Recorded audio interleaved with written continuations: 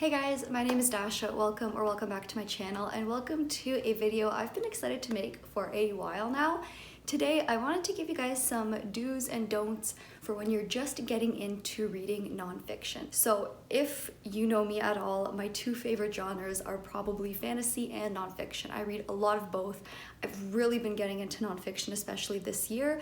I used to still enjoy it, but I struggled picking it up because it is a genre that definitely takes a little bit more brain power to get through, since it is not a story you can just lose yourself in.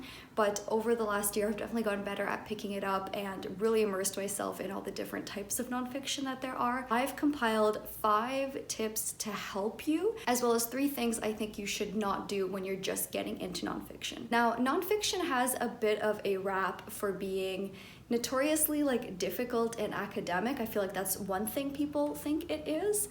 It's very dense, it's not really fun, it's stuff that you're required to read for school. And then the other reputation it has is kind of those cheap YouTuber memoirs and self-help books that are just kind of not really informative, interesting, or very samey for the most part.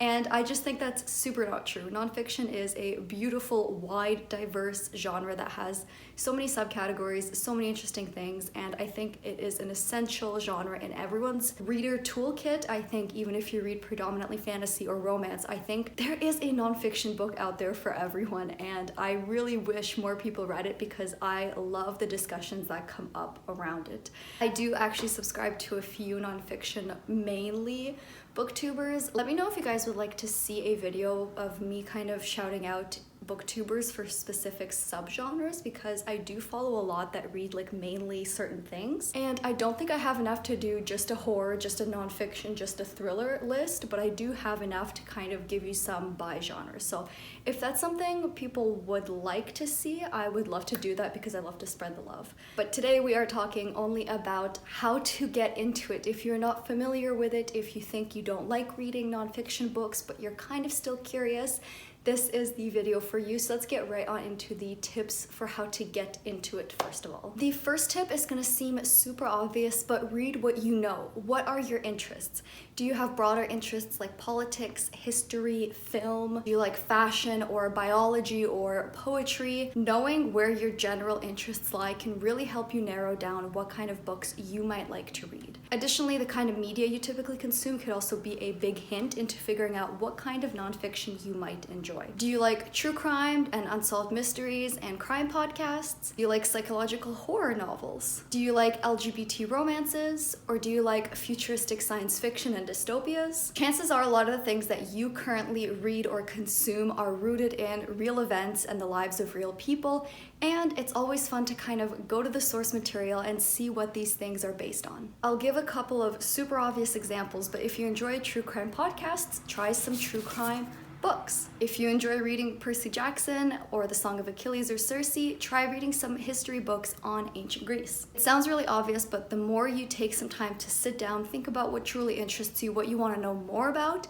the more you will be able to kind of locate books in that field and find things that you might really enjoy. The next tip I will say is to remember that reading nonfiction is different than reading fiction, and that's okay. It definitely takes a little bit longer for most people, and it's a little bit harder, it takes a little bit more effort, and that's completely normal, and it's not something to be discouraged by. I think even the most seasoned nonfiction readers will say that, listen, sometimes it just takes you a little bit longer, there's a lot to process, and that's fine. One thing that really helped me when I got back into reading in general, but also for nonfiction, is the fact that reading is an active process. So when you're watching TV or a movie, when you are scrolling through social media, you are paying attention very passively.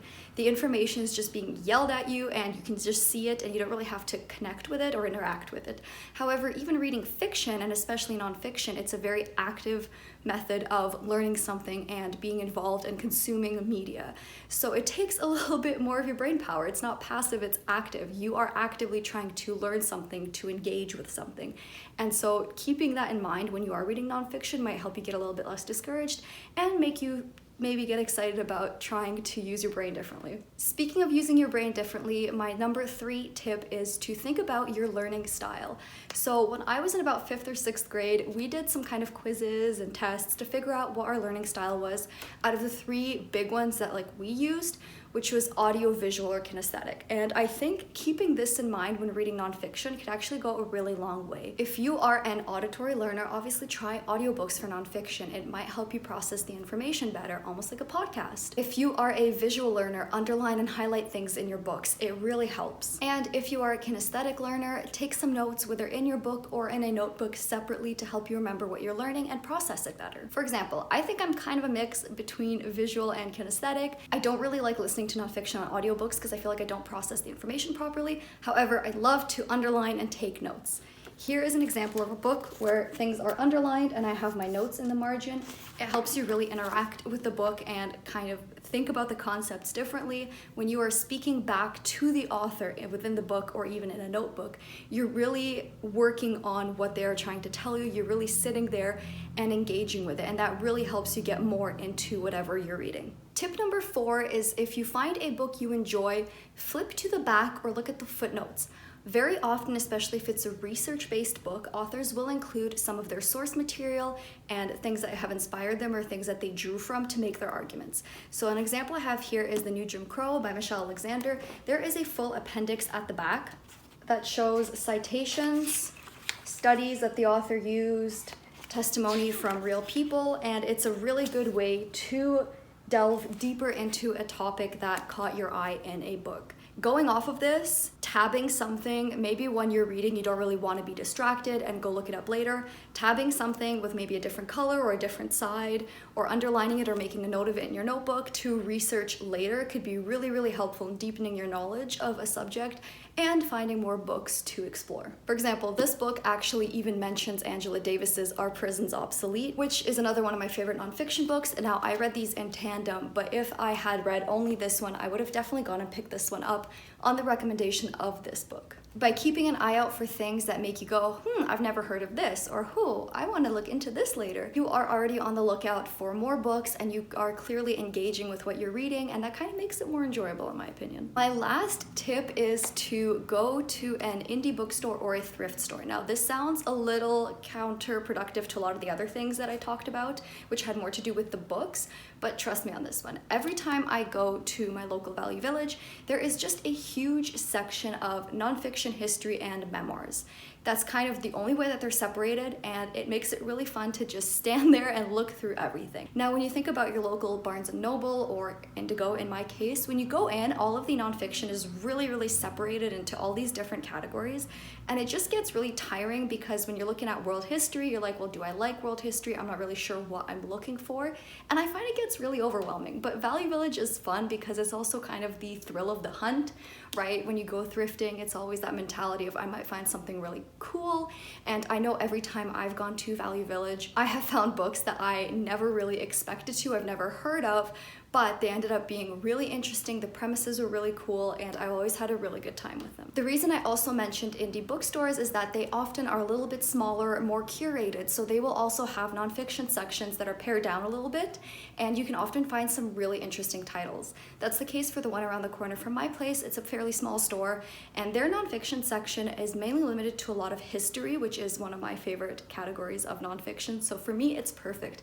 I can go there and browse and find titles that I've never seen before, and it gets me really excited and interested to find out what is in those books, what happened in history that was so cool that they wrote books about it, and it's just a really engaging experience, more so than just going to a big box bookstore. I think if you kind of implement a couple of those tips, it might help you find books that you're interested in and also retain the information in them and enjoy your reading experience. However, I do have 3 things that I want to tell you guys that I think you should not do if you're just trying to get into nonfiction. These are a bit more subjective, I guess. They're much more my opinion. I'm not saying that these are like end all be all, but this is just what I think you should maybe avoid. The first thing I think you should not do is read these kind of all-encompassing books that touch on a whole period of time, a whole movement, or something along those lines. For example, I have here The Rise and Fall of Ancient Egypt by Toby Wilkinson, and I have All Hell Let Loose, The World at War, 1939 to 1945 by Max Hastings. I've heard that these are both phenomenal books, especially if you are into history. However, if you're just starting out in nonfiction, you're gonna get overwhelmed. There's a lot of information in here. It's bound to be pretty academic and dense, and it's just gonna put you off. In my opinion, for example, if you're interested in World War II, you should pick up something a bit more condensed like Blitzed by Norman Ohler. I've talked about this book before. It's about drug use in the Third Reich before and during World War II. And you can see how an approach like that would just make it much more digestible and less overwhelming than a huge history of the entirety of World War II. I know I've been like holding up a few books as examples. I will have a video out with some recommendations for beginners. Obviously, it's going to be hard to cover the whole of nonfiction, but I'll give some of my favorites, and that will probably be up by the end of this week, if not next week. My next thing I think you should not do, and this one is definitely subjective, I don't personally think you should just go for things if they are very popular. I think you should really stick to what you know and you know that you enjoy. Two examples I'll give for myself. Becoming by Michelle Obama was a book that was everywhere the last couple of years. Everyone loved it. People who don't even normally read nonfiction picked it up. However, I know that I don't like memoirs. I am not American, so Michelle Obama does not have as much of like a significance for me, I guess. So even though everyone said it was a fantastic book, I did not go pick it up because I knew that I wouldn't enjoy it and it would probably put me in a reading slump because it's massive. So that is one that I knew that I would not enjoy. I stuck to things that I knew I liked. Another example is all these self-help books. I know a lot of them are huge. They're beloved by people who are not even really into reading that much because they're kind of everywhere. Again, that's not something I would enjoy. I think for me, that's not the point of reading. I don't really read to literally better myself. I think by the act of reading, I'm bettering myself. So for me, I'm not interested. However, if you know that's something you like and you see a popular one, absolutely go for it. There must be a reason it's popular. But on the flip side, if there's a nonfiction book that's getting a ton of attention, but you just know that it wouldn't interest you, you don't have to read it. Try to stick to things you really enjoy, and oftentimes you'll find that you enjoy those books a lot more than the super hyped ones. My final don't is do not pigeonhole yourself into thinking that you have to agree with everything an author is saying in a book. And this one sounds kind of obvious, but sometimes you're reading something and you're not enjoying it because you disagree, when you should realize that it's okay to disagree and it's actually more engaging if you do disagree, or at the very least, you are engaging with it if you do think critically about what you're reading. So personally, that's kind of the fun of nonfiction for me, is that you're reading something that makes you think. Whether you agree with it or not, at the end of the day, you are thinking about what you're reading and saying, this makes sense. I'm relating it to my personal experience. I'm relating it to an anecdote I heard. So for example, I picked up a while ago Smarter Than You Think by Clive Thompson. This is a book arguing that technology is actually making us smarter. And on premise, that sounds like something I don't really agree with. I think that technology is really dumbing us down for the most part. We're becoming pretty reliant on it. But in picking this up, I really saw some interesting examples of how it is transforming us for the better.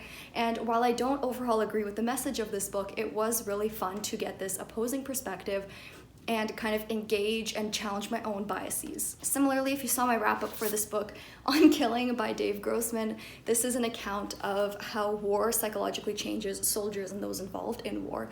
And I didn't agree with certain things in the book, but it really made me think about how we view war in media, how I've been experiencing war, which is to say not really at all aside from media, and how it actually is and how it impacts people.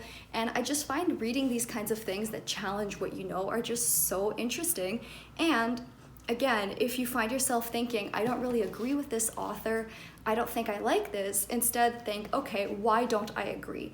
How can I argue this better? Write it down. Say, maybe I think you're wrong when you say this.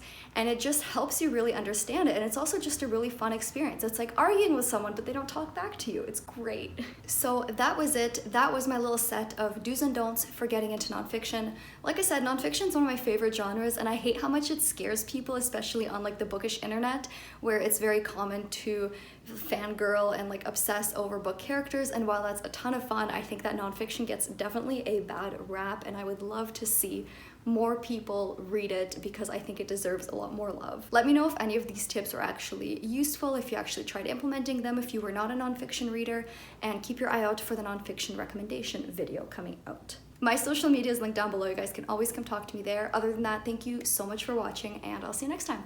Bye!